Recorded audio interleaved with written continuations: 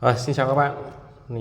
Đúng theo tinh thần mỗi hôm một video thì hôm nay mình sẽ tiếp tục làm một cái video giới thiệu về các linh kiện điện tử. Thì buổi hôm nay mình sẽ giới thiệu với các bạn đó là về điện trở. Giới thiệu với các bạn về điện trở nhé. Thì đây trên bàn mình đây có một số cái loại điện trở này, một số loại điện trở ở trên bàn này. Đấy. Thì điện trở ấy thì ở trên mạch nhé. Bây giờ đầu tiên là mình sẽ nói là qua trên mạch này. Trên mạch thì trên mạch điện ấy, trên mạch điện thì nó sẽ ký hiệu là như nào. Nó sẽ ký hiệu là như này, một cái hình chữ nhật này có hai đầu. Đấy, có hai đầu và trên đây nó viết chữ R. R là viết tắt của resistor. Đấy, đây là điện trở. Một là nó thông thường trên mạch nó sẽ ký hiệu như thế, hoặc cũng có thể là nó sẽ ký hiệu dạng khác đi một chút. Đấy là nó dạng như này các bạn này. Đấy, này. Đấy, thì đây cũng là điện trở nhé. Ở trên nó viết chữ R này, mình cứ thấy là có cái ký hiệu chữ R này là điện trở, và cái quy ước này nó là quy ước của quốc tế rồi. Bút này có vẻ hơi khó nhìn rồi, mình sẽ đổi sang cái bút dạng đỏ đỏ này xem nào. Đấy, màu đỏ vẻ dễ nhìn hơn. Đấy thì đối với điện trở này nó sẽ ký hiệu thế nhé. Thì từ cái điện trở này thì nó sẽ lại sinh ra một số loại, ví dụ như là biến trở. Điện trở này thì thông thường nó sẽ là có cái giá trị là cố định nhé. Cái giá trị này là cố định này. Đấy. Thế còn đối với loại biến trở thì thông thường nó sẽ ký hiệu dạng như này. Đấy, và trên đây nó sẽ có một cái mũi tên nó đâm vào cái phần giữa này, thì thông thường nó sẽ ký hiệu là VR, very resistor. Tiếng Anh này nó là như thế. Hoặc là đối với cái loại kia thì nó cũng dạng như này, sau đấy là nó ký hiệu ở trên này thì nó vẫn đề là VR. Thế thì đối với cái này ấy, thì là cái giá trị của cái điện trở đấy nó sẽ thay đổi. Đấy, cái giá trị của điện trở này thì cái loại này, hai loại này thì nó sẽ thay đổi. Thế còn đối với hai cái loại này thì nó sẽ là cố định. R bằng constant, nó sẽ cố định, nó không thay đổi nhé. Thì đây, với loại điện trở cố định thì mình sẽ có này, ví dụ như loại này, đây là điện trở cố định này, loại này điện trở cố định này, loại này các bạn nhìn thấy không? Đấy, đây cũng là điện trở cố định này. Ngoài ra thì nó lại có cả cái loại này, cũng là điện trở cố định. Đấy, những cái loại mà mình để đây này, đấy, tất cả những cái thằng này đều là điện trở cố định này. Đấy. Đấy thì cái thông thường ấy thì là cái giá trị của điện trở nó sẽ được ghi ở trên thân của cái điện trở này. Ví dụ như cái trở xứ này, đây nhé, cái vỏ ngoài nó bằng xứ này, nó đề là 5W 1 ohm G, tức là cái con điện trở này nó sẽ là 5W và 1 ohm. Đấy, thì mình đọc đúng giá trị thôi. Đấy, tương tự cái con này chẳng hạn, 5W 4.7 ohm. Đấy, thì mình đọc là nó đúng là như thế. Thế còn đối với một số loại điện trở, ví dụ như cái điện trở này thì nó đã bị kiểu dạng như điện trở dây cuốn này, nhưng mà nó bị cháy rồi. Thế là bây giờ mình không nhìn thấy giá trị của nó là bao nhiêu trên này nữa, mình không nhìn thấy nữa nhé. Thì cái này ấy, mình cũng không thể biết được nó là bao nhiêu ohm, mà muốn biết thì mình chỉ còn mỗi một cách là mình đo đây. Đấy, tương tự cái con điện trở này thì nó cũng mờ quá này, điện trở này nó cũng mờ này, thì mình cũng không biết được, mình cũng sẽ phải đo này. Đấy, điện trở công suất này, ví dụ như là con này 1W 1 ohm K thì con này sẽ là 5W 1 kilo. Đấy. Thế còn ví dụ như con điện trở này, cái điện trở này thì nó chính là cái điện trở nhiệt này, nó là điện trở nhiệt. Nó cũng tương tự với cả cái điện trở này, điện trở này cũng là điện trở nhiệt này. Tại sao nó lại là điện trở nhiệt? Bởi vì cái chính của con này là khi mà cấp điện vào ấy, thì nó sẽ làm nóng cái trong này nó có dạng như cái dây máy so ấy, nó là đốt nóng, nó làm nóng cái phần vỏ ngoài của cái này. Đấy, và là từ cái phần này nó sẽ truyền nhiệt do một cái này thông thường nó đút vào ống đấy, hoặc là trong cái bình nóng lạnh nhà các bạn ấy thì nó cũng có những cái dây Mysore nó quấn quanh những cái dạng như này đấy, thì đây chính là điện trở nhiệt. Hoặc là cái nồi cơm âm nhiệt chẳng hạn thì nó cũng có cái điện trở nhiệt, trong ấy nó cũng có những cái dây Mysore. Ví dụ ngày xưa như nhà mình ấy là mình cũng đã được chứng kiến là những cái dây Mysore nó quấn trần ấy, xong rồi nó cho vào một cái dạng như cái bếp điện này đun ấy, thỉnh thoảng mà mình tay mà ướt ướt mà sờ vào dây Mysore nó cong lên, nó chạm vào đế nồi, mình sờ phát nó giật đấy. Đấy, thế nhưng còn cái loại này thì nó cũng gần như tương tự như thế. Thế tuy nhiên là nó được bọc, nó được cố định cái dây Mysore ở trong rồi nhá, nó chỉ đưa ra hai cái đầu dây ra ngoài thôi, và nó được bọc cố định bằng cái gốm hoặc là cái cách nhiệt này đấy, và nó truyền nhiệt ra ngoài cái vỏ đồng này thôi. Tương tự cái này thì nó cũng là trong mỏ hàn này đấy, trong mỏ hàn đây là nó có hai nhé, mình nhìn như này là mình có thể phân biệt được là nó có hai điện trở này, hai cái dây đỏ này là một cái điện trở đốt này, hai cái dây xanh này là một chiếc điện trở đốt này đấy. Thì đấy là về cái loại điện trở cố định. Điện trở cố định thì nó là như thế nhá. Thế thì ngoài điện trở cố định ra thì nó còn là đây, ví dụ như cái điện trở đây cũng là điện trở cố định này, thì các bạn có thể thấy là cái vạch màu này thì là đầu tiên là nó có 1 2 3 4 vạch màu, nâu đen đỏ này đấy, đây nâu đen đỏ và màu cuối cùng là màu nhũ. Thì ví dụ như là mình đọc quen rồi thì mình vào đây phát là mình biết được là cái giá trị này là bao nhiêu. Ví dụ như là một lâu trong cái này thì nó sẽ được quy ước ví dụ như là cái màu lâu này, màu đen là 0 này, nâu 1, đỏ 2, cam 3, vàng 4, xanh lá 5, xanh lam 6, lá lam tím và màu trắng hay màu gì đây. Thì muốn biết là cái quy ước như nào thì các bạn bây giờ mình vào Google ấy, bởi vì là mình cũng không nhớ hết được đây, thì thông thường là mình sẽ vào Google này đấy, mình chỉ cần gõ là điện trở quy ước màu điện trở nhé, quy ước màu điện trở. Thì các bạn sau đấy các bạn đọc một thời gian bắt đầu là mình quen rồi ấy, thì cái này mình chưa có kết nối internet để mình kết nối ấy.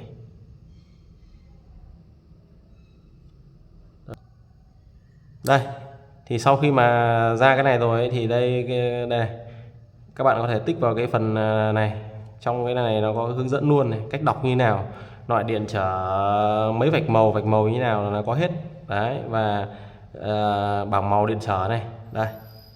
Thì cái này nó là tiếng Anh này, black là đen là 0 này đấy, đồng 1 này, gray cái màu tím là 7 nhá, tím là 7 này, gray là xám này, xám là 8 và white trắng là 9. Thế còn ngoài ra thì nó sẽ dùng thêm một số cái vạch màu, ví dụ như là màu gold, màu vàng và màu silver, màu bạc. Đấy thì hai cái màu vàng và màu bạc này nó là chỉ sai số của điện trở. Thế thì quay lại với cái điện trở này, thì mình có thể thấy là trên đây là nó đèn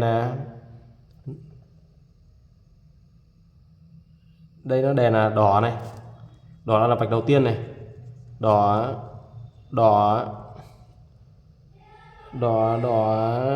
nâu và cuối cùng là màu vàng. Thế thì vậy là đỏ này là tương ứng mình tra đây này, đỏ là 2 này, đỏ tiếp theo là 2 này, lâu thì cái lâu này thì sẽ nhân với 10 mũ, lâu là 10 mũ 1 là bằng 10 mũ 1 là bằng 10, vậy là cái điện trở này sẽ bằng 220 ohm. Đấy. Thế thì sau khi mà mình có thể đọc như thế mà mình biết được giá trị rồi, bây giờ mình có thể tiến hành mình đo thử nhá. Để đo điện trở thì các bạn sẽ để nó về trên đây này, trên cái đồng hồ này nó có cái thang đo ohm này. Đây, mình cạy đi, lâu ngoài nó bẩn quá. Đây, các bạn có thể nhìn thấy là đây là thang đo ohm này, nó có chữ ohm này. Đây, ký hiệu của điện trở nó là ohm, nó ký hiệu như này này. Đấy. Đấy, thì đây là chữ ohm nhá. Thì tương ứng trên đồng hồ này nó cũng có cái chữ ohm như thế. Thì để mà đo cái điện trở này, đo cái điện trở này nhá, thì các bạn sẽ để về thang nhân 1. Thế sau đấy là sau khi mà mình để về thang nhân 1 với loại đồng hồ này ấy, thì các bạn nó sẽ phải để nó nghiêng như này thì cái quả nó mới chính xác này. Chứ còn nếu mà các bạn mà để lằm nó xuống ấy, thì nó sẽ không chính xác. Và để như này nó sẽ dễ đọc hơn. Đấy. Thế sau đấy là các bạn chập hai cái đầu cái đo vào nhau này, chập lại. Nếu mà kim đấy, bây giờ mình thấy kim này nó cái số 0 nó bắt đầu từ đây này, nhưng mà bây giờ cái kim nó về quá số 0 rồi. Thì đây nó có một cái nút chỉnh này. Đấy, các bạn sẽ dùng cái này chỉnh này. Chỉnh sau đấy mình giữ hai đầu cái đo nó về 0 thì mới được. Đây nó vẫn chưa về 0 thì mình lại chỉnh bao giờ cho nó về 0 này.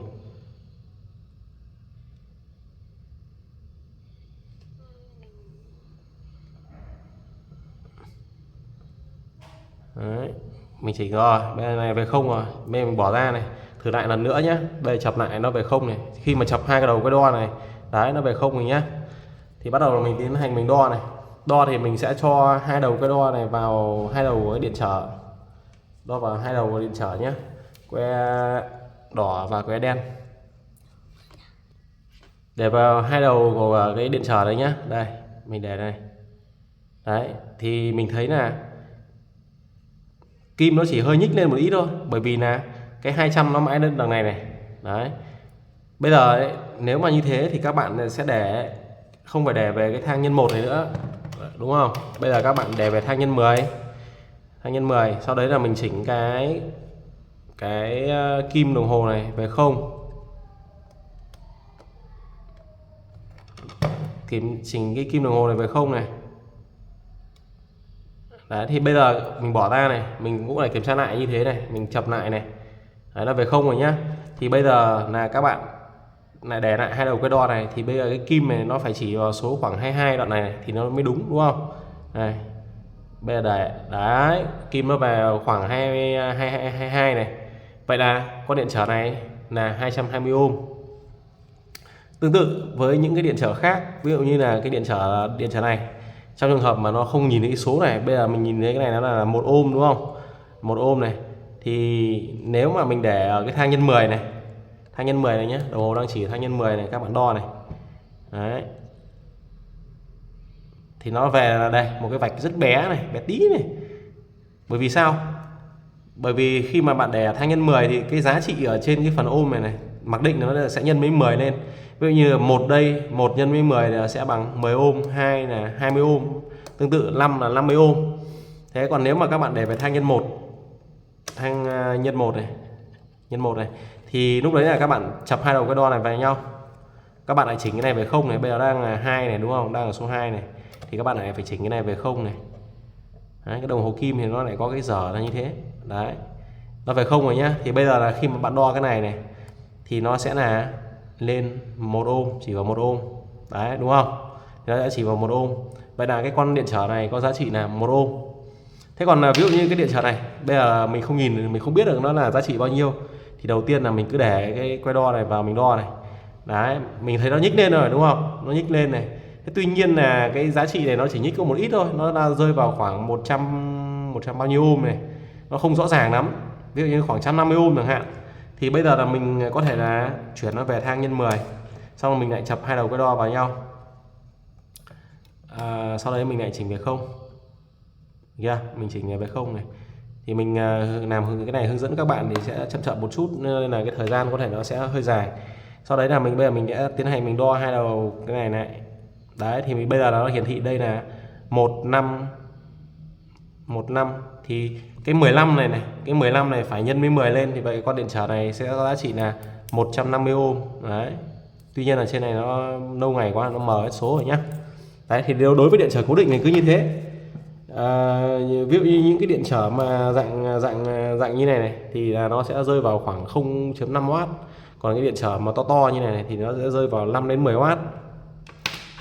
Thế thì cái điện trở này, đối với điện trở này các bạn cứ đo như thế là ok nhé. Còn đối với cái loại còn các bạn mà có đồng hồ số thì nó lại càng dễ. Các bạn cứ để hai đầu cái đo vào hai cái đầu điện trở này, thì mình đo phát là mình biết được giá trị nó là bao nhiêu, mà đọc đúng như thế là xong. Thế thì ngoài cái điện trở này thì nó sẽ có những cái biến thể ví dụ như cái này bản chất nó cũng là một cái điện trở này, cái này nó cũng là một cái điện trở. Trên này nó đề giá trị là 39 ohm này. Đấy, 39 ohm, 136 độ C. Tức là cái con biến trở này là biến trở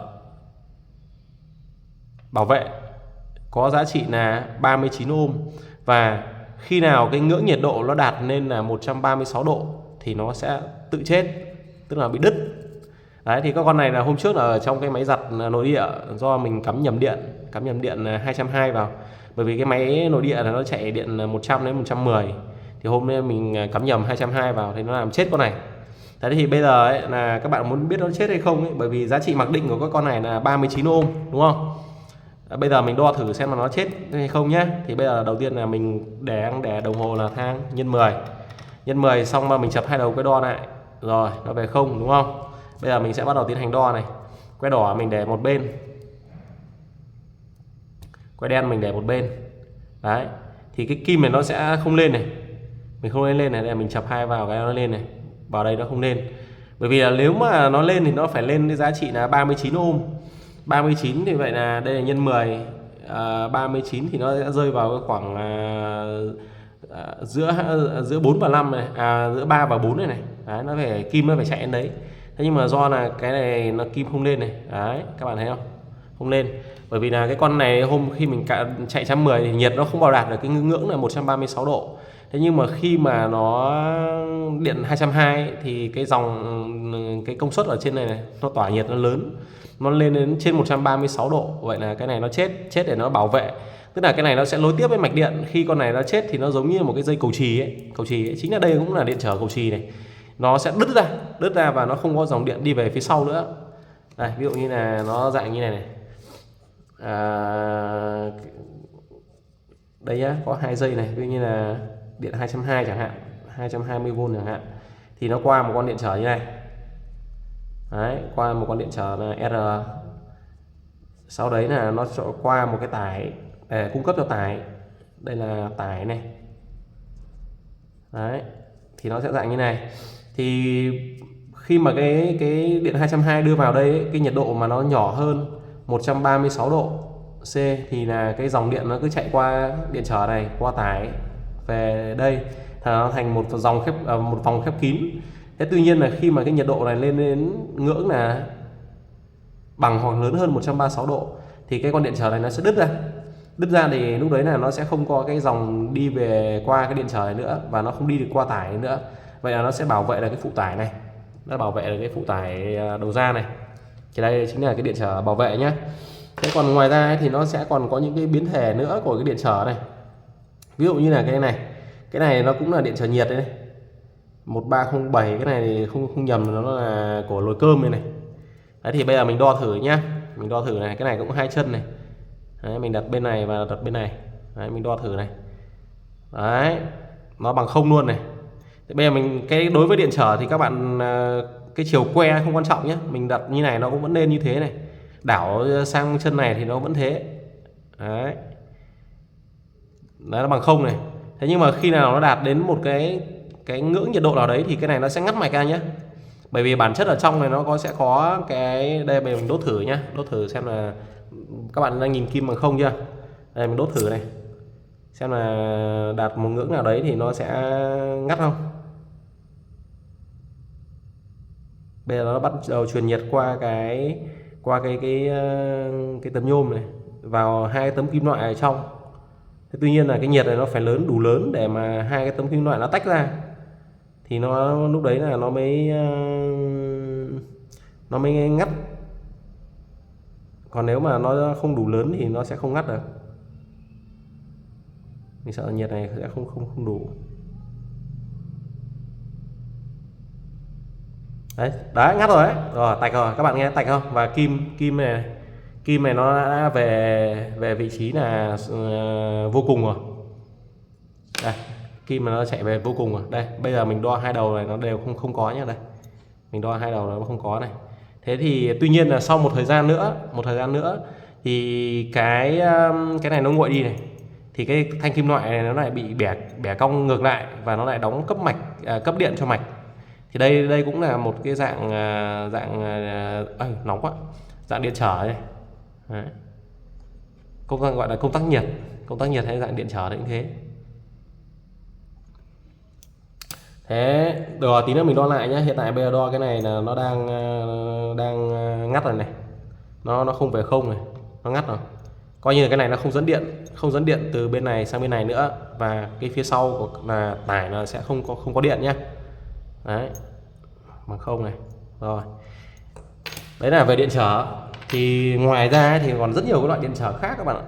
Đây ví dụ như ví dụ trên đây nó sẽ còn có những cái điện trở dạng như này, bé tí này, đây nó gọi là điện trở dán. Đấy, điện trở dán, và trên đây nó cũng in cái giá trị này ra.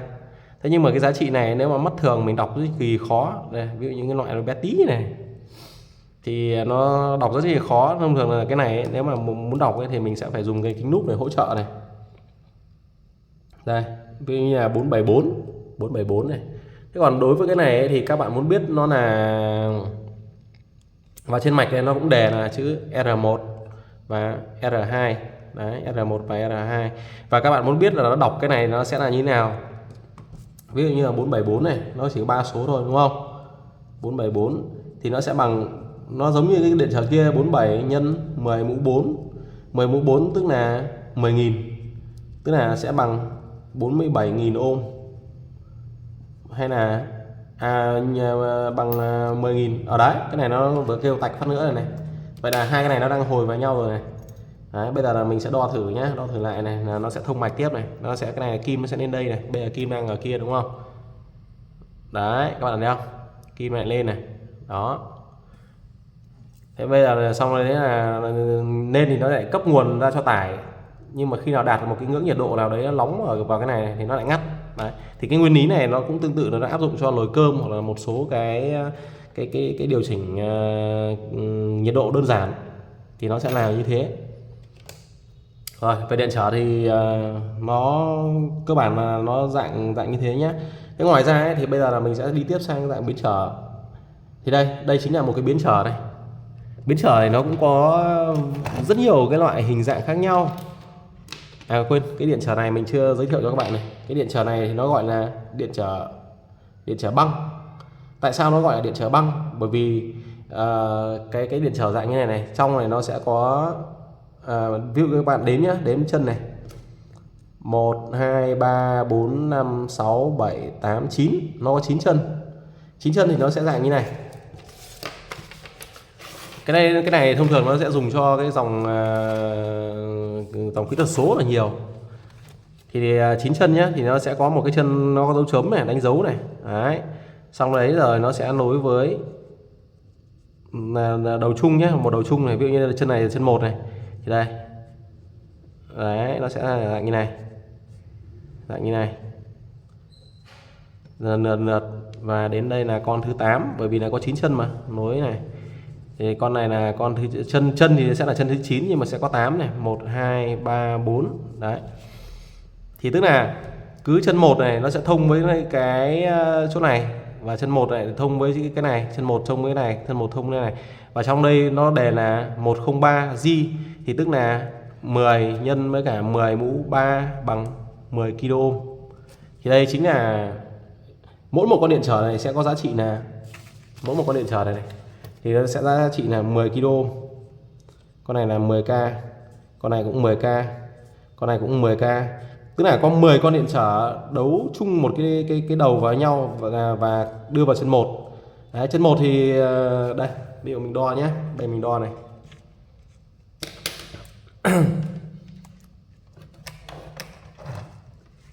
Mình đo này. Bây giờ mình sẽ để đặt thang 1k, bởi vì là giá trị của nó là 10k mà. Thì mình sẽ để thang 1k này, xong mình chập hai đầu cái đo này, chỉnh cho nó về không này. Chỉnh đồng hồ cho về không. Đối với đồng hồ kỹ thuật số thì các bạn không phải chỉnh, nhưng mà đồng hồ này thì các bạn phải chỉnh thì nó mới tương đối chính xác được. Đây nó chỉ gần về không mà thôi, mình cứ coi như nó về không nhá. Thì bây giờ mình sẽ đo thử này. Cái chân 1 thôi cho nằm ra đây cho nó dễ nhìn. Đây, xem nó về không. nó khác nhau luôn không? Các bạn thấy nằm với dựng nó khác nhau không? Đấy, mạnh tí thì nó lại qua không. Nói chung là cái đồng hồ này thì nó không chính xác được hoàn toàn như kỹ thuật số. Thế nhưng mà mình thấy là dùng nó sẽ bền hơn cái lại kỹ thuật số. Kỹ thuật số thông thường các bạn dùng ở 2-3 năm là hỏng, nhưng mà loại này như này của mình là hơn chục năm rồi, khéo phải 20 năm ấy. Đấy thì bây giờ mình sẽ để một cái đầu quay đỏ này vào một cái chân chân số 1 này nhá. Này, chân số 1 này. Và mình đo nó với chân số 2. Đây, các bạn thấy không? Kim bắt đầu lên này. Kim lên và nó sẽ chỉ bao nhiêu? Chỉ vào 9k mấy này. 9k mấy. Đấy. Tiếp tục mình để nguyên cố định ở chân 1 này nhá. Mình nối với chân 2 này. Nó cũng lại lên này. Đấy, chân 3 này. Chân 4 này. Và chân cuối cùng là chân 8 này. Chân 9, chân cuối cùng là chân 9 này. Đấy, các bạn thấy không? Kim nó lại lên này. Đấy. Vậy là có 8 con điện trở như này nối tiếp với nhau và nối vào chân 1 này. Thế thì bây giờ ví dụ như là bây giờ mình đo thử chân 2 với chân 3 với nhau thì nó sẽ như nào? Chân 2 và chân 3 nếu như mà trên cái này mình nối 23 với nhau này thì mình đã có con điện trở là 10k nối tiếp với con 10k thì nó sẽ là 20k. Đấy, ví dụ như này. Vẫn là con điện trở này thôi, nếu mà các bạn muốn lấy 20k thì các bạn cũng có thể hoàn toàn lấy được đúng không? Chân 2 và chân 3 này. Đây nhá, mình đo chân 2 và chân 3 này. Các bạn thấy không? 20k kìa. Đấy. Thì khi mà mình đã hiểu được bản chất đường linh kiện rồi ấy, thì các bạn có thể là tùy biến vạn hóa nó rất nhiều thứ. Thôi quay lại lan man quá. Quay lại với biến trở.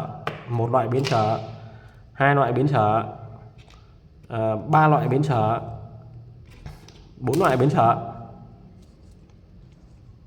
4 loại biến trở. Thì những cái biến trở này ngày xưa là nó dùng ở trong tivi rất nhiều. Trong tivi rất nhiều. Nhưng mà bây giờ ấy, thì mình thấy là cũng ít rồi. Cái mục đích của cái biến trở này là bởi vì nó có thể thay đổi điện trở. Thay đổi được cái giá trị của điện trở ấy. Khi mà thay đổi cái giá trị điện trở mà mình mong muốn ấy, thì mình có thể là chỉnh được để điều chỉnh được rất nhiều thứ, ví dụ như là điện áp này, dòng điện này, hoặc là tần số thì mình điều chỉnh qua cái biến trở này. Thì đặc điểm chung của loại biến trở này bao giờ nó cũng có 3 chân, 1 2 3. Đấy. Đây cũng thế này, 1 2 3. Con này cũng thế này, con này cũng biến trở này cũng 1 2 3. Thế thì cấu tạo của con này nó giống nhau nhé, cấu tạo giống nhau. Thôi mình không đi sâu nữa vào nó ở trong nó cấu tạo như nào. Đại thể là bây giờ là mình chỉ cần hiểu về linh kiện thôi đúng không? Ví dụ như trên cái này mình thấy là nó đề là 50k 50k thì cái con biến trở này nó sẽ có giá trị là 50k. Cái chân giữa này là đây, nó sẽ đúng dạng như này nhá. Đây thì chân 1 này, chân 2 là cái chính là chân giữa này, chân 2 là ở giữa này, chân 3 1 2 3 1 2 3 này. Thì bây giờ mình thấy là chân 1 với chân 2 là một cặp này, chân 2 với chân 3 là một cặp. Còn mình đo cái giá trị từ chân 1 và chân 3 này thì nó sẽ bằng giá trị là 50k. Tức là bằng giá trị của cả cái biến trở này, và bằng giá trị của cả con điện trở này là chân 1 và chân 3. Thế còn mình đo từ chân 1 với chân 2, đo từ chân 1 với chân 2 thì cái chân 2 này nó sẽ dịch chuyển là từ bên này sang bên trái hoặc là từ bên này sang bên phải. Tổng của cái biến trở này bằng 50k nhé, bằng 50k. Nếu như cái giá trị của cái ví dụ như là cái biến trở này lúc này nó sẽ tách thành hai cái. Mình hiểu luôn là nó sẽ tách thành hai cái. Một cái là R1 và một cái là R2. Đấy. R1 và R2 thì tổng của cái R1 cộng R2 này bằng 50 kΩ. Bây giờ nếu mà cái R1 mà tăng lên, M1 mà tăng lên thì đương nhiên là mình có thể suy ra là cái R2 nó sẽ giảm đi. Cái R2 giảm đi bởi vì tổng của R1 cộng R2 bằng 50k kΩ mà. Thế còn ngược lại R1 mà giảm đi thì R2 sẽ tăng lên. Đấy nhá. Bây giờ mình ví dụ là mình thử nghiệm luôn này. Mình đang để thăng nhân 1. Vậy là mình đo cái này thì nó sẽ phải chỉ kim nó phải chỉ về chỗ 50 nhá. Này các bạn nhìn này, đo chân 1 và chân 3 nhá. Đầu tiên mình chập hai đầu cái đo này về 0 này. chân 1 và chân 3 này, chân 1 và chân 3. Rồi, kim chỉ 50 chưa? Thế bây giờ mình đo chân 1 và chân 2 thử nhá. Chân 1 và chân 2 giá trị là bao nhiêu đây? 30 khoảng 30 32 đấy. Đây, 1 và 2 là 32 nhá. Thì bây giờ mình sẽ đo chân 2 và chân 3 này. Đo chân 2 và chân 3 thì nó sẽ là bao nhiêu? 50 trừ 30 còn khoảng 20 đúng không? Đấy. Chân 2 và chân 3 này. Đấy, các bạn thấy không? Nó gần 20 này. Đấy. Thế bây giờ là điều gì xảy ra nếu như mình cố định nhá. Bây giờ ví dụ như mình cố định này. Cố định chân 2 và chân 3 này. Mình cố định này. Chân 2 và chân 3 với nhau được chưa? Đây mình cố định rồi, giá trị hiện tại nó đang là 20 này. Bây giờ nó có một cái núm điều chỉnh này. Cái núm điều chỉnh ở giữa này. Bây giờ mình sẽ vặn và các bạn nhìn kim nhé. Này mình vặn này. Đó, giá trị nó về không chưa? Và bây giờ mình vặn từ từ này, tăng lên này. Đấy, giá trị là 5 kΩ này, lên đây là 10 kΩ này, lên 20 này, lên 30 này và tối đa là 50. Đấy, vậy là cái biến trở này khi là cái này là 50 ôm rồi nhá thì cái chân 1 và chân 2 nó sẽ bằng 50 trừ 50 bằng 0 này. Thì cái này nó sẽ về 0 này. Đấy, nó sẽ về 0. Thế bây giờ mình để chân 1 và chân 2 xong rồi mình lại vặn đến biến trở này. Đấy, các bạn thấy không? Đấy thì giá trị nó lại tăng lên này. Cứ thằng bên này tăng thì thằng bên này giảm, thằng bên này giảm thì thằng bên này tăng. Nó nghịch của nhau. Đấy. Thế còn nếu mà mình dùng một cái thì mình có thể chập chân 1 với trả chân 1 chân 2 hoặc là chân 2 chân 3 chập vào nhau thì mình chỉ lấy cái chân 1 và chân 2 thôi cũng được. Đấy. Thì mình hoàn toàn có thể là dùng cái dạng biến trở này nhá. Thì tương tự là với cái loại biến trở này cũng thế. Trên này nó cũng sẽ ghi trị số này.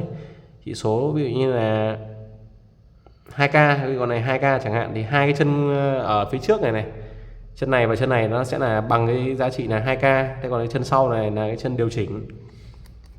Đấy nhá, bây giờ mình ví dụ mình đo thử xem là cái này nó hơi ham mà. Tuy nhiên là mình cứ đo thử nhá, xem là nó đúng 2K không, kim nó chỉ về số 2 hay không nhá. Đấy, vẫn là 2K chưa? Thế bây giờ các bạn cho một cái tô vít này vào, mình quay cái điểm giữa này này.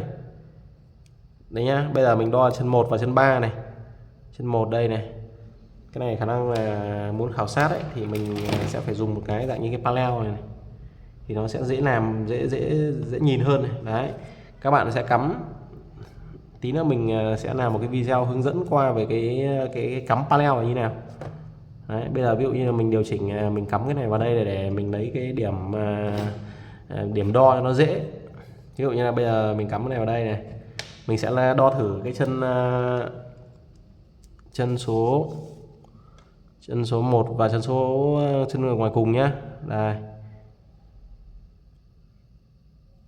Thế bây giờ xong bắt đầu là đo. Đây nhá, mình cắm này, chân ngoài cùng với chân này rồi này. Do là cái chân này nó tiếp xúc mà không tốt ấy thì cái giá trị điện trở này nó không đúng đâu nhé. Khi mà đo điện trở các bạn phải ấy rất chặt thì nó mới đúng được. Rồi bây giờ mình điều chỉnh thử nhá. Cái điện trở này thì lâu quá rồi nên là cũng không chắc là sẽ ok. Mình quay ở giữa này.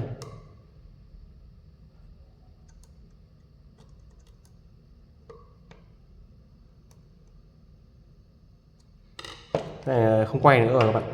Nó lâu ngày không dùng thì nó chết rồi. Nhưng mà đại thể là khi mà mình vặn cái vòng này, cái vòng này nó quay đi này. Đấy. Vòng nó quay đi thì cái giá trị điện trở nó cũng thay đổi. Này, cái vòng sắt này quay thì giá trị điện trở nó thay đổi. Rồi.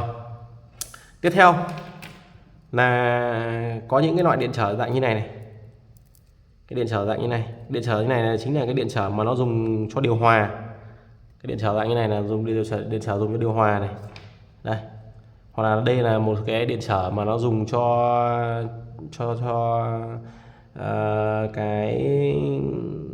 cái phần công suất của một số cái máy, tức là khi mà nó sinh nhiệt nó nóng ấy, thì là nó có một cái điện trở này để nó đưa về cái khối xử lý để nó ngắt cái điện áp đầu ra tải, vì nó không cho chạy nữa, nóng quá để nó bảo vệ, chứ không thì nó sẽ chết.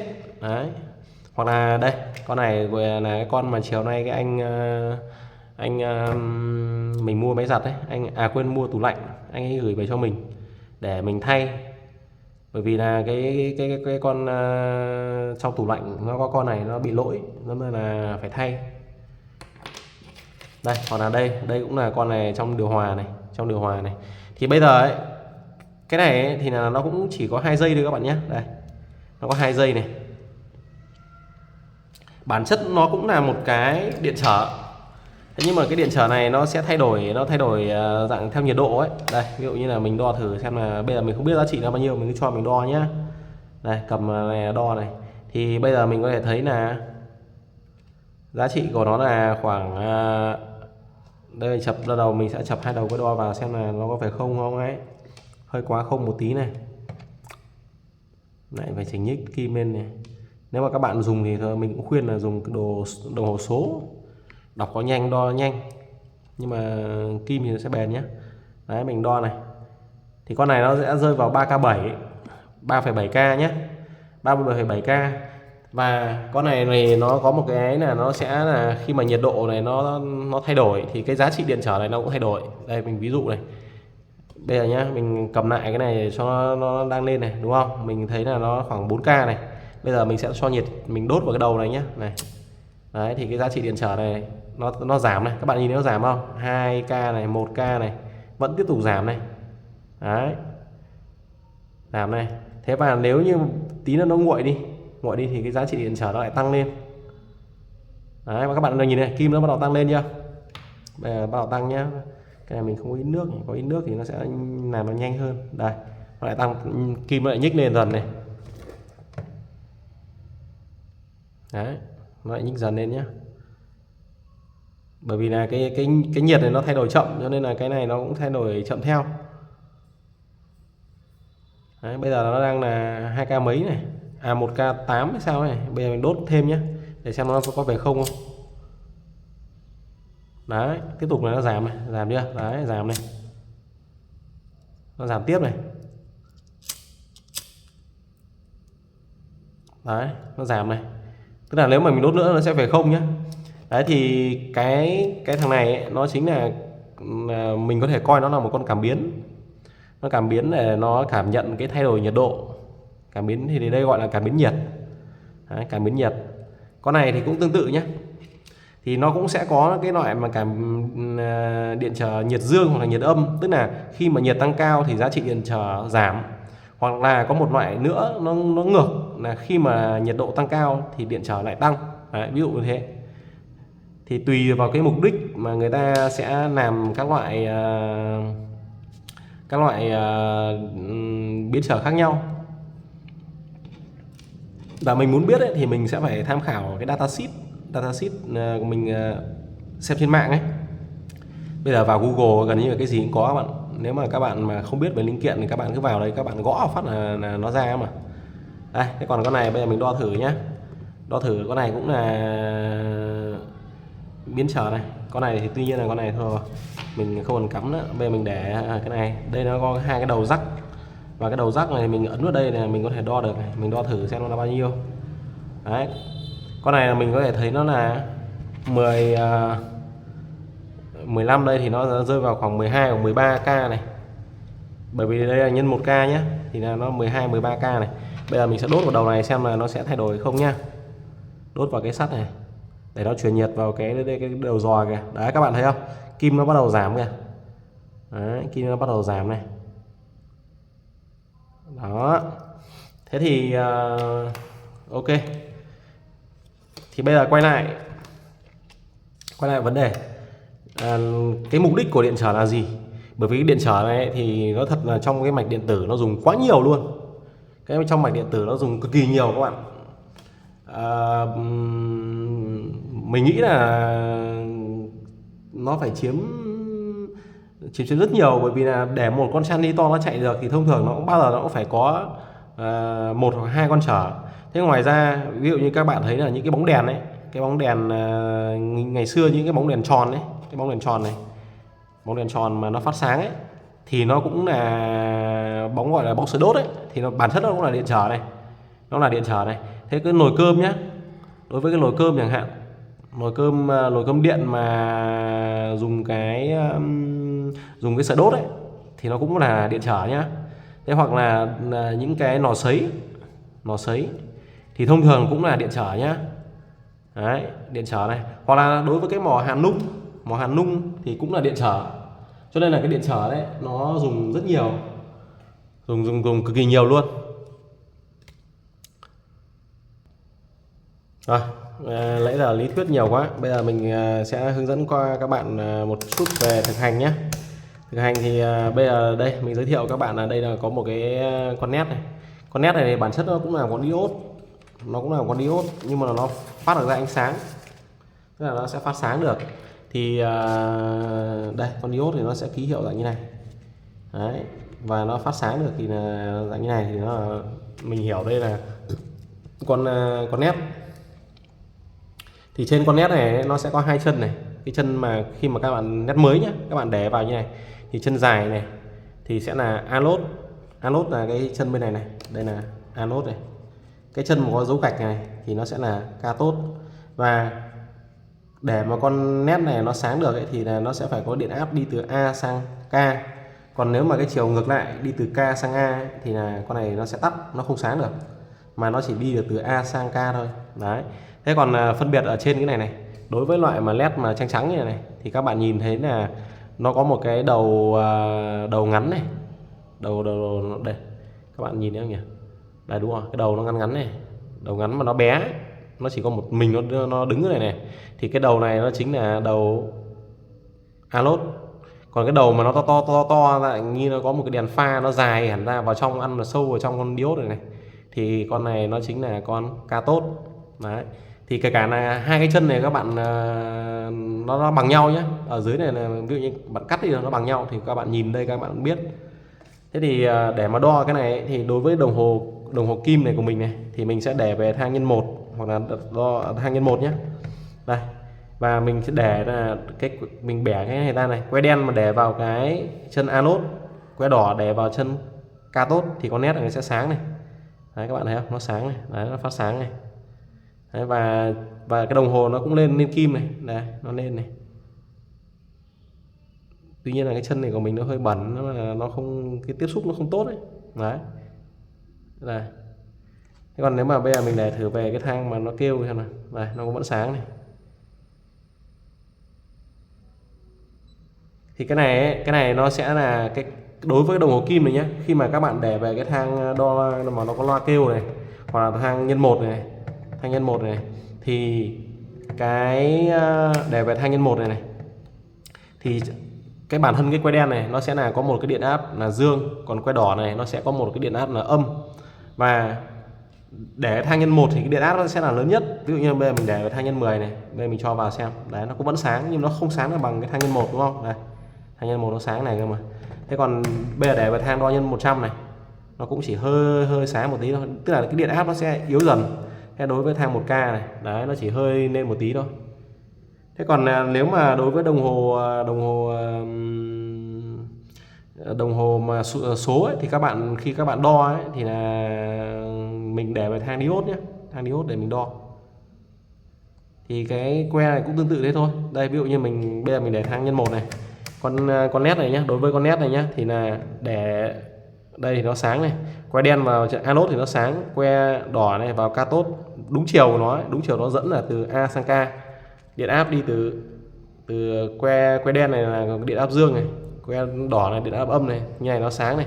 Bây giờ mình đảo ngược lại nhá, đảo ngược lại tức là que đen vào cathode, que đỏ vào anode thì con này nó sẽ không sáng này. Đó, các bạn thấy không? Bởi vì cái điện áp này cấp ngược. Điện áp cấp ngược tức là cái dòng điện mà đi từ K sang A này thì con này nó sẽ tắt. Nó đặt một cái điện áp ngược lên trên cái con này và con này sẽ không sáng. Thì đây là mình sẽ có là mạch của mình sẽ có một con diode này. Bây giờ nhà mình sẽ cắm con diode phát sáng vào đây. Kìa. Thế sau đấy rồi thì mình sẽ dùng một con điện trở. Ví dụ như là con điện trở này là con gì đây? 220 ohm nãy mình đo rồi. Đấy, thì bây giờ mình sẽ cắm con điện trở này từ đây xuống dưới. Thì mạch điện nó sẽ là như này. Bây giờ nhá, mình sẽ dùng một cái nguồn một chiều là 12V, dương 12V này. Được chưa? Dương 12V đi qua một con alốt của con nét này. Con nét phát sáng. Đấy. Xong rồi đi qua một con trở và nối xuống mát. Mát thì nó ký hiệu như này nhé. Các bạn cũng vừa làm quen với các ký hiệu ở trên mạch nhé. Mát thì ký hiệu dạng như này. Còn có lơi thì nó chỉ muỗng dạng như này thôi. Đấy. Thì đây cái dòng điện nó bao giờ nó đi từ dương xuống âm đúng không? Thì nó sẽ đi dạng như này. Nó chảy qua con nét này, chảy qua cái điện trở là 220 ohm. Đấy, và về mát.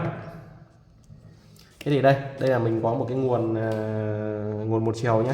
Bây giờ mình đo thử xem nó là bao nhiêu cái nguồn một chiều nhỏ nhỏ ấy. Nguồn xung một chiều thì bây giờ mình sẽ để về cái thang đo điện áp này. Điện một chiều sẽ là DCV, mình để về DCV nhé. Bây giờ ở cái giữa này, cực giữa này bao giờ là ở dương này. Cái ngoài này là âm này, mình đo này. Đấy. Thì đối với đo DC volt ấy thì là đây mình thấy là DC mA này. DC volt này, đây DC volt thì không nó bắt đầu từ đây và nó chạy như này. Thì đến đây là 50 này, các bạn thấy 50 không? Vậy là chỗ này là 20 này, chỗ này là 10 này. Thì đây cái này nó là 12V này, tức là cái điện áp cấp ra đây 12V này. Đó. Thì bây giờ mình sẽ lấy cái 12V này mình cấp cho cái con nét này nhá. 12V. Đấy. Con này anode ở bên đây phải quay này, đi từ A sang K này. Đấy. Dương này mình sẽ cấp vào cái cực giữa này, lấy một cái que âm này cắm qua con trở ra bên ngoài. Đấy. Thì bây giờ xem con nét nó như nào nhá. Các bạn thấy không, con nét nó sáng rồi đúng không? Thế bây giờ điều gì xảy ra? Đây là mình đang dùng con trở 220 ohm.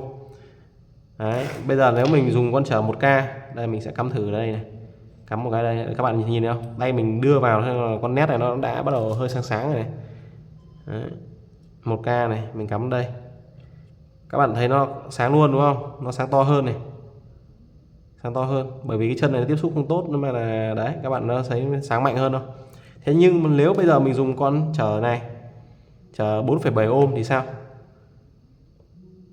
Đấy.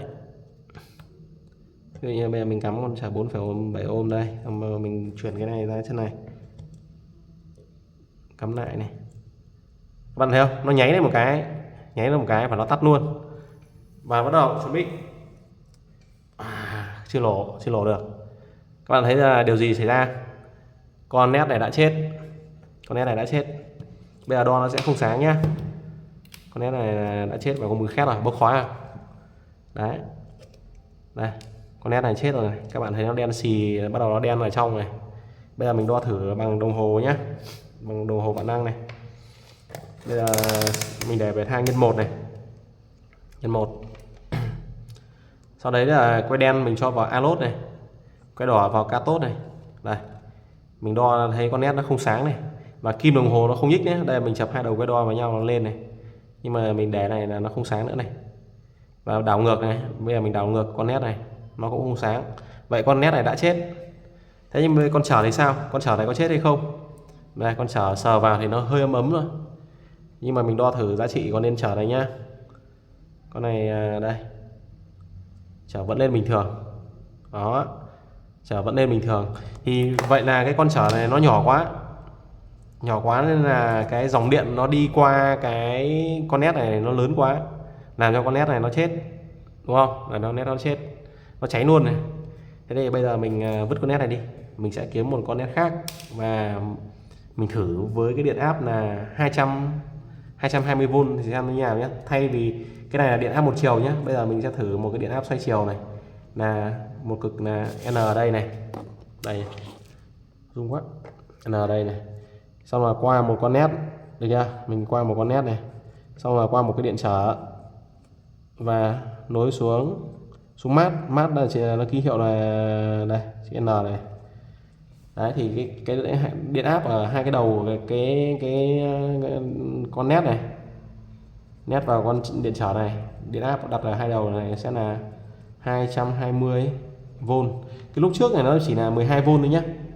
Thế bây giờ nếu mình làm 220V thì nó sẽ xảy ra điều gì? Thì bây giờ mình sẽ thử nhá. Đây nhá, bây giờ bắt đầu mình lắp cái mạch này này.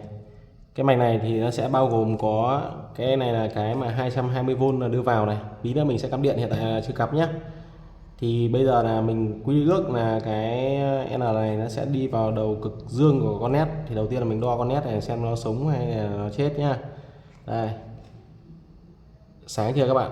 Các bạn để về đồng hồ thang ôm này, nhân 1 này, nét nó sáng, vậy con nét đang sống nhá. Và con nét này, cái đầu này này. Đấy, bây giờ là mình sẽ cắm vào đây, sau đấy là đấu với cái cực dương này. Đây mình quy định là ví dụ đây là cực dương của dòng điện của điện áp xoay chiều này, đi vào đầu anode của con nét này, đầu cathode đấu với một con trở và đưa về mát. Đây, bây giờ mát thì ví dụ như mình quy định nó là giấy đen chẳng hạn, thì bây giờ mình sẽ cắm một đầu xuống phía dưới này, được chưa? Sau đấy mình kẹp vào đây. Đó. Vậy là có điện bây giờ là mình đã đấu nối xong cái sơ đồ mạch như này rồi nhé, đấu nối xong sơ đồ mạch này. Bây giờ bắt đầu mình đi tiến hành mình đo thử này. Mình đo thử điện áp đầu vào. Để mà đo điện áp đầu vào là AC thì các bạn đưa về AC volt, được chưa? 250 này, 250. Sau bây giờ mình sẽ cắm điện nhé. Nguyên nổ không đấy, nhắm mắt lại cho chắc. Điều gì xảy ra? Con trở đang bốc khói. Đấy, các bạn thấy không? Con trở bốc khói mà con nét này chưa chết. Đấy, con trở nổ rồi. Con trở đã chết này, nhưng mà con nét chưa chết. Bây giờ mình rút điện 220 lại nhá. Đấy, mình rút điện 220 này. Bây giờ mình bỏ này ra, bỏ con nét ra, bỏ con điện trở ra. Đây, các bạn thấy con điện trở nó chết nó như nào chưa? Nó cháy. Tất cả điện trở chết thì đều dạng cháy này, cháy đen thui này. Và bây giờ như con trở này chết rồi, mình sẽ không đọc được cái giá trị của con này là bao nhiêu. Thế bây giờ mình để thử đo điện trở này sau khi nó chết xem nó như nào nhá. Đấy, bây giờ mình đo xem là giá trị nó như nào.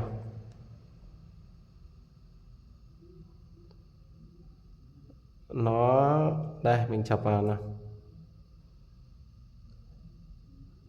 Gần về không à. Đây, nó vẫn là được 8k. Vậy là con này nó mới chỉ cháy thôi nhá, nó mới chỉ cháy thôi, nó chưa chết hẳn các bạn này. Đấy, cháy nó chưa chết hẳn. Thế bây giờ mình xem lại con nét này. Con nét này xem chết chưa? Con nét đo này thì phải đưa về thang nhân 1 nha. Sau đấy là mình để vào đây. Nét này chết rồi các bạn, nét này chết rồi. Đấy. Vậy là con nét này chết rồi. Con nét này chết và con trở này cũng gần chết. Tuy nhiên là con trở này chưa chết hẳn này. Các bạn thấy là nó bị đen hết này, nó mới ấy vào vạch màu thôi. Thì bây giờ mình sẽ lại thay tiếp một con nét khác và mình tiếp tục nối tiếp một con trở nữa để xong đấy mình xem nó sẽ có hiện tượng gì xảy ra nhé. Đợi tí để mình. Bây giờ mình lại kiếm được một con nét nữa. Bây giờ mình lại thử xem là con nét này sống hay chết nhá. Để về thang nhân 1 này, quay đen lại vào cực dương, quay đỏ vào âm, được chưa? Nét sáng chưa? Bây giờ mình lại vẫn lắp lại cái mạch này nhá. Bây giờ là xoay chiều này đi vào cái con nét này, xong rồi cắm sang con điện trở, được chưa? Và mình lại mắc thêm một con điện trở nữa. Đây, mình lấy con điện trở này có giá trị là 10k. Đấy, mình nối tiếp với con điện trở kia, nối tiếp với con điện trở mà gần chết kìa. Vậy giá trị của nó là rơi vào khoảng gần 20k. Đây, mình lại nối tiếp con điện trở vào đây, được chưa? Sau đấy là mình cắm vào mát vào cái này. Đấy là chưa kịp đo cái điện áp xoay chiều nó đã chết rồi. Ok, bây giờ xong rồi nhá. Bây giờ mình lại cắm điện áp xoay chiều vào này. Cắm điện áp xoay chiều vào xem nó như nào. Đấy, bây giờ là con nét này sáng này và chưa thấy cái hiện tượng gì là chết, đúng không? Bây giờ mình đo thử xoay chiều này, đưa về AC volt nhé. Mình để thang 250 này, mình đo điện áp xoay chiều đầu vào này. Có hai que thì đối với xoay chiều các bạn để theo chiều nào cũng được. Đây thì mình thấy là trên này là khoảng 225V, thấy chưa? Đấy, thế bây giờ mình đo thử là cái điện áp vẫn để cái thang này nhé, mình đo thử trên hai đầu con nét này xem nó là bao nhiêu volt nhé. Đây, mình để này đo này. đó, trên điện áp trên nét này nó bé quá các bạn, không nhìn thấy. Thì bây giờ là mình để về thang 50 xem nào. 50 lên một ít này, để thang nhân 10 này.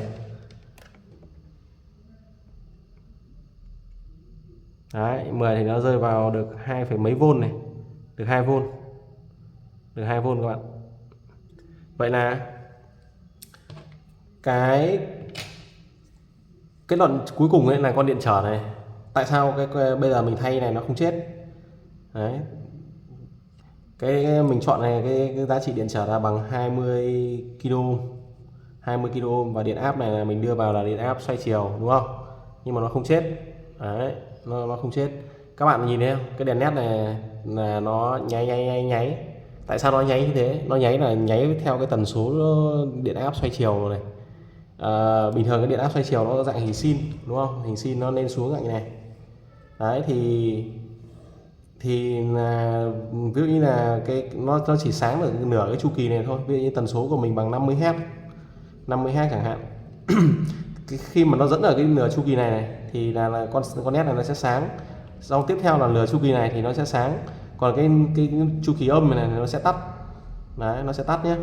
Nó chỉ sáng ở cái nửa chu kỳ dương thôi. Ví dụ như là cái này là 50 Hz thì cái này là 50 Hz thì nó sẽ sáng là trong 1 giây nó sẽ là sáng tắt khoảng 50/2, bởi vì là nó chỉ sáng ở cái nửa chu kỳ dương thôi. 50/2 tức là bằng 25 lần. Trong 1 giây nó sẽ là sáng tắt khoảng 25 lần. Với 25 lần này thì mắt mình chỉ có thể phân biệt được là 24 hình trên giây, đúng không?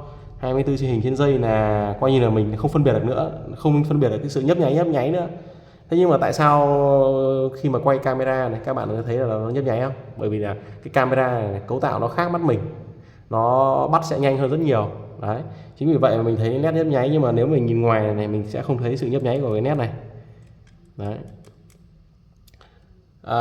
Và một cái nữa là bây giờ là cái đoạn nữa là cái điện trở này. Cái điện trở này là như thế nào?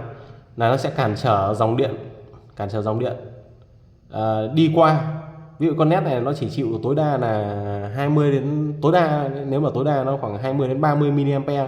Thế nhưng mà nếu như mà cái điện áp cái dòng mà đi qua đây nó lớn quá thì con nét này nó sẽ chết luôn. Ví dụ như bây giờ là mình thay cái con trở công suất này. Con trở công suất này là 5V 4,7W nối tiếp với con nét này thì con nét này chết luôn, mà có thể là nổ luôn nhé. Bởi vì cái điện áp khi mà nó dội con nét này nhanh quá ấy, nó sẽ nổ luôn. Thế thì đối với cái mạch này thì nó sẽ không bền, mặc dù con nét này nó không nổ không cháy nhưng mà nó sẽ không bền. Bởi vì tại sao không bền? Cái này nó sẽ có cái dạng như là cái điện áp của mình ấy này, nó dạng như này và xuống như này, đúng không? Thì 220 ví dụ như là 220 thì nó dẫn ở cái nửa chu kỳ dương này nó dẫn này. Thế nhưng nửa chu kỳ âm này là nó không dẫn.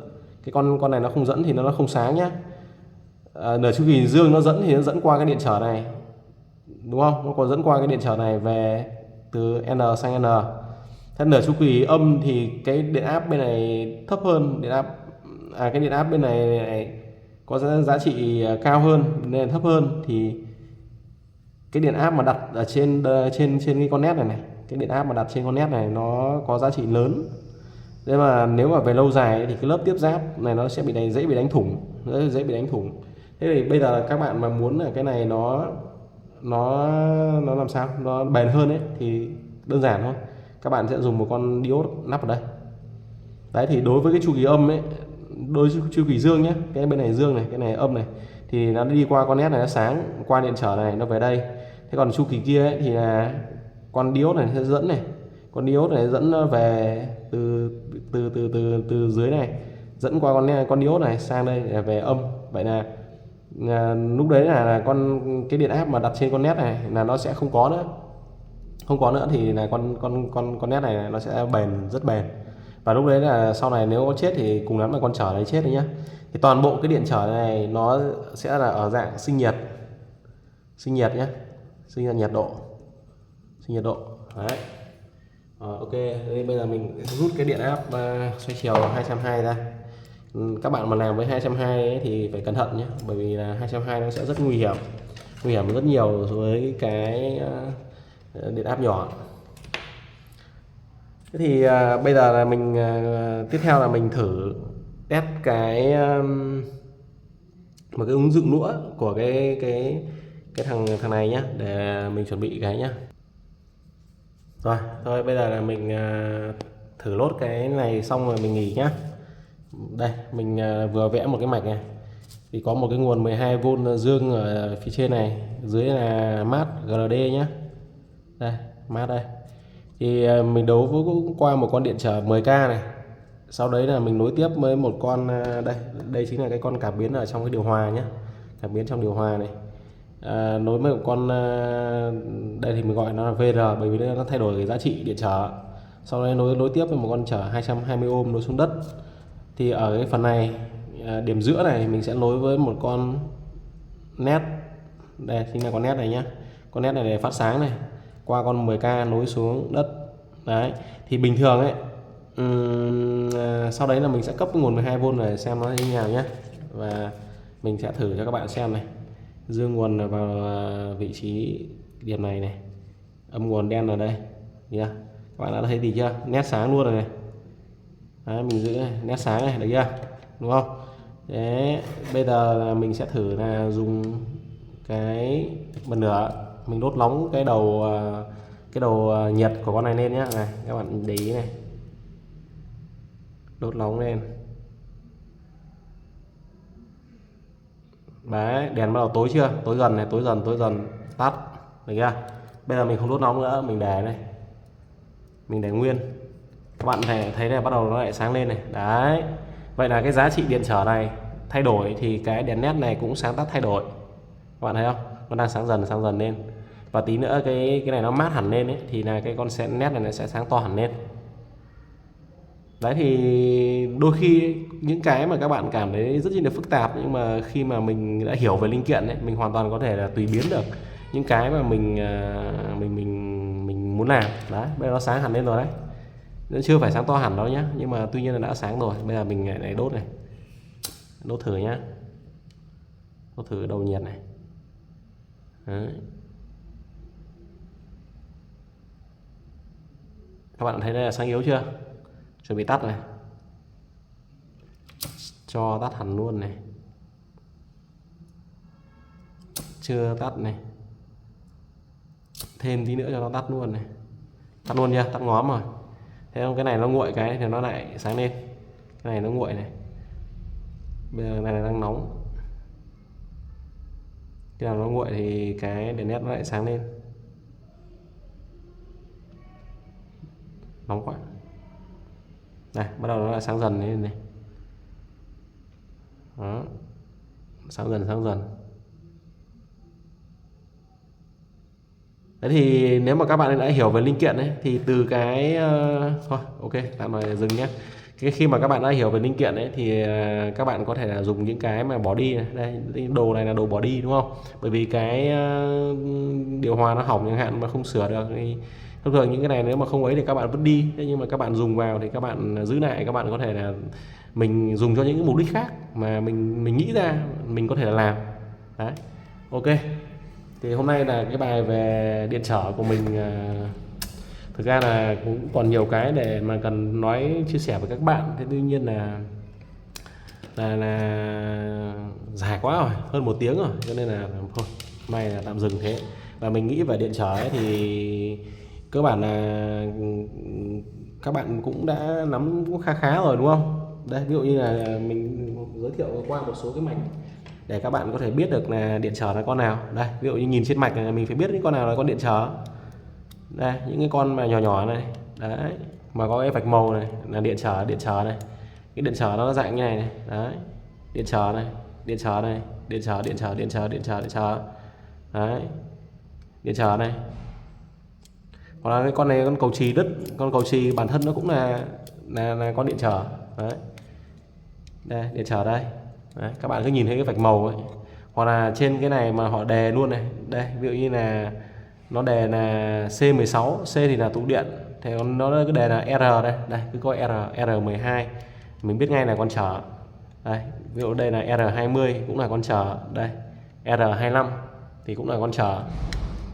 cái này nó không có cái nó đây là máy in một mặt nhá, trên là cắm linh kiện, dưới là cái đường mạch.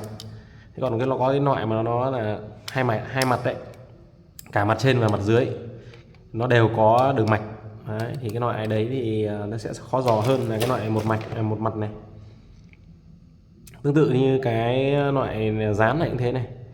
Đấy, mình cứ thấy là có chữ R này, đây R này là R5 bao nhiêu này thì cũng là con điện trở. Tương tự bên này thì cũng là con điện trở. Đấy, điện trở thì đây ví dụ như là con này là chan này thì không nói này, mình tìm thử con trở trên cái này. Con này thì bé quá, khó nhìn, rất là khó nhìn đây. Nhưng mà tuy nhiên là con to to này mình nhìn thấy luôn này. Đấy, thì nó là con điện trở. Rồi, xin chào và xin chúc các bạn ngủ ngon. Nếu mà các bạn thấy hay thì đồng hành cùng mình, để có gì mình sẽ cùng nhau chia sẻ, có những cái kiến thức cùng nhau để cùng tiến bộ. Bởi vì là bây giờ thực ra xã hội là người ta đi lên mặt trăng mặt trời và có thể liên lạc từ cái hành tinh khác về trái đất rồi mà mình vẫn cứ dậm chân tại chỗ này, thấy xấu hổ quá. Thôi, chào các bạn nhé, chúc các bạn ngủ ngon.